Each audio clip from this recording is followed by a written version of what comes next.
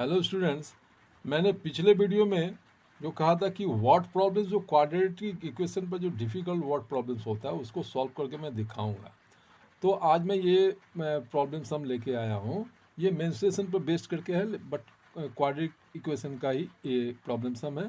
जैसे इसमें है कि the perimeter of a rectangular field is 82 metre. ये पेरीमीटर है रेक्टेंगुलर फील्ड का, and its area is 400 metre square.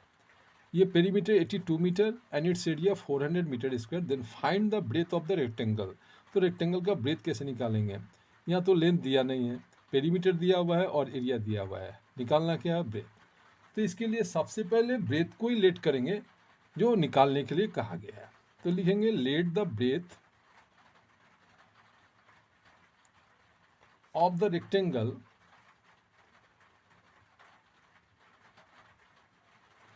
Equal to x metre. ठीक है। Therefore perimeter of the rectangle क्या होगा?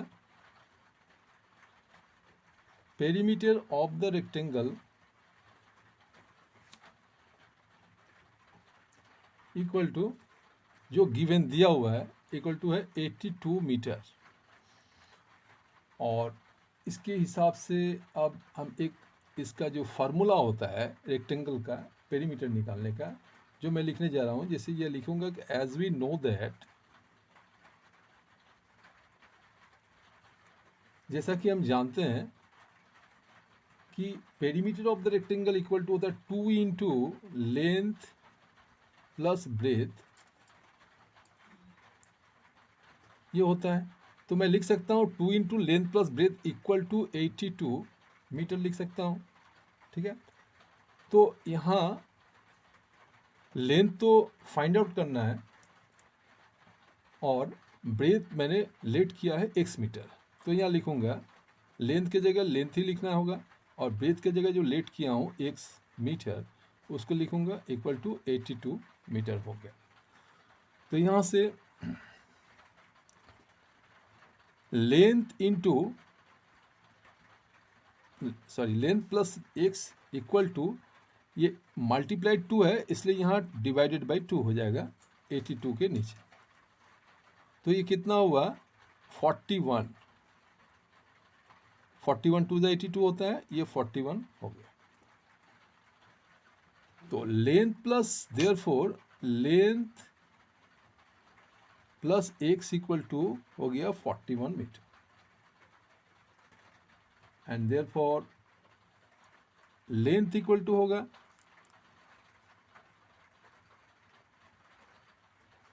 41 माइनस एक्स। ये निकल गया लेंथ जिसका मुझको ज़रूरत था एरिया निकालने के लिए रेक्टेंगल का।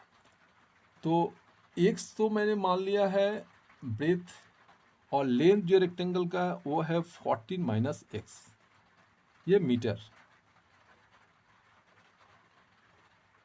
ठीक है। अब आ जाता हूँ एरिया पर। एज यू नो दैट, जैसा कि हम जानते हैं कि एरिया ऑफ द रेक्टेंगल क्या होता है? Area of the rectangle equal to, यहाँ लिख सकते हैं, जैसे ये तो गिवन है, दिया हुआ है 400 मीटर स्क्वायर दिया हुआ है एरिया ऑफ द रेक्टेंगल। तो इसलिए हम अकॉर्डिंग टू द प्रॉब्लम यहाँ कंडीशन के अनुसार जो मुझको लेट करने पर मिला है, ब्रेथ मिला है x मीटर और लेंथ है 41 माइनस एक्स, तो मैं ये अकॉर्डिंग टू द प्रॉब्लम लिखूँगा कि लेंथ इंटू ब्रेथ, जो हम जानते हैं कि लेंथ इंटू ब्रेथ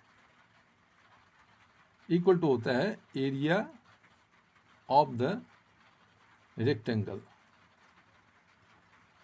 ये होता है। तो इसके लिए लेंथ कितना है? 41 माइनस एक्स मीटर, और ब्रेथ कितना है? x metre, equal to area कितना है? ये 400 मीटर स्क्वायर।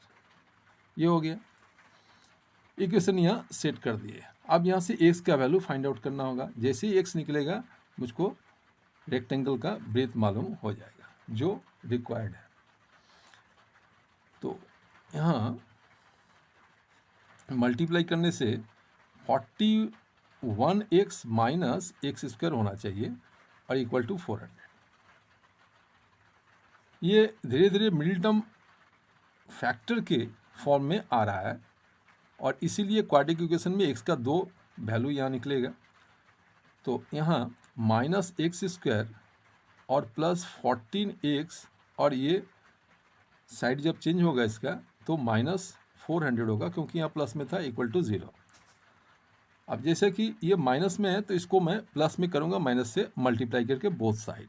तो ये हो जाएगा एक्स स्क्वायर, माइनस से प्लस मल्टीप्लाई किया तो माइनस माइनस प्लस, इसको माइनस से मल्टीप्लाई करूँगा तो माइनस 41x होगा, ये माइनस से मल्टीप्लाई करूँगा तो ये प्लस हो जाएगा 400 इक्वल टू 0। अब ये सॉल्व करेंगे, यहाँ 400 है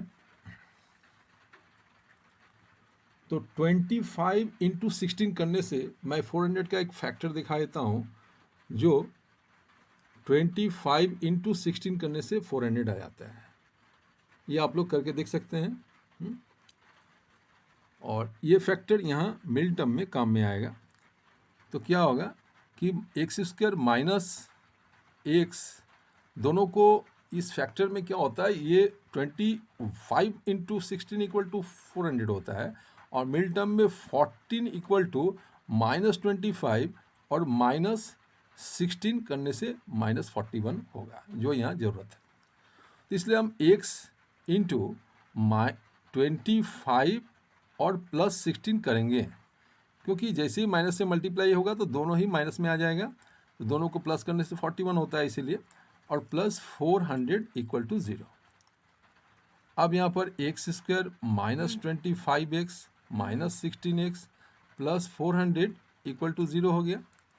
अब यहाँ देखना है कि इसमें और इसमें कॉमन क्या मिलता है, तो कॉमन तो मैं x ले लूँगा, तो x माइनस 25 हो गया और यहाँ से माइनस 16 कॉमन लूँगा तो x माइनस 25 भी हो गया इक्वल टू 0।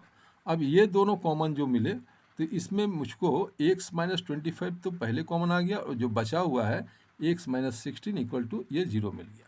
ठीक है, अब यहाँ से